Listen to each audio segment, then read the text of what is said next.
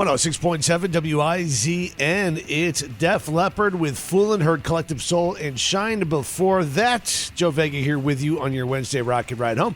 And I'm joined now by Paul Harding from Martin Harding and Mazzotti. Hello, Paul. Hey, Joe. How are you?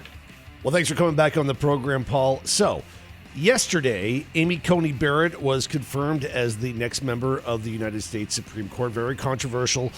We won't get into that. But in the last few weeks, there's been a movement, if you will, to expand the Supreme Court from 9 members to, oh gosh, I don't even know how many. Yeah, there's a lot of talk going on, right? So it's been this way for a long time. It does require really not an act of Congress, but virtually. It requires a 2/3 majority, both in the House and the Senate, in order to expand the Supreme Court. The general theme is, right now, with Judge Barrett's confirmation, that they feel that it is stacked in the Republicans' favor. So now we're hearing of courts that could be up to 13, the lucky number 13. Lucky number 13, yeah.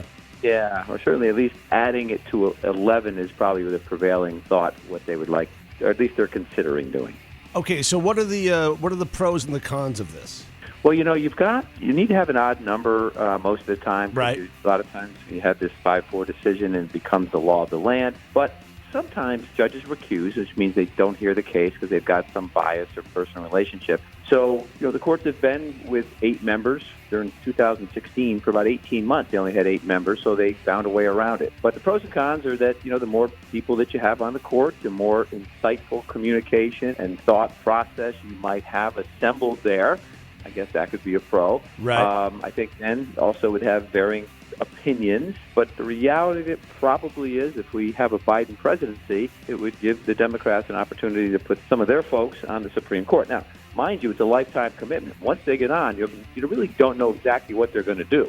Right. Amy Barrett is 48 years old. She could be on there for the next 40 or 45 years. Right. And, she will evolve and change. And so, it's not always a lock, but right now, they feel it's a very conservative court. Ballpark, what do you think the chances of this actually happening are?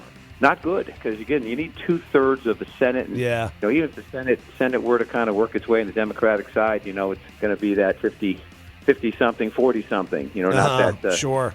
Not that 70-30 thing that you probably would need. So probably it's a conversation. I don't see it happening, although didn't think I'd be wearing a mask when I was wandering around town a year ago, and now I am. So anything's possible. A lot of things we didn't see happening. All right. Thanks a lot, Paul. Paul Harding from Martin Harding and Mazzotti. Thanks for coming on. Talk soon, Joey. Thank you. Bye-bye. Remember, you can call Paul or any of the fine lawyers at Martin Harding and Mazzotti at any time at 1-800-LAW-1010 or go online to 1-800-LAW-1010.com. Mel Allen's taking over. He's got music from Pink Floyd and Tom Petty next.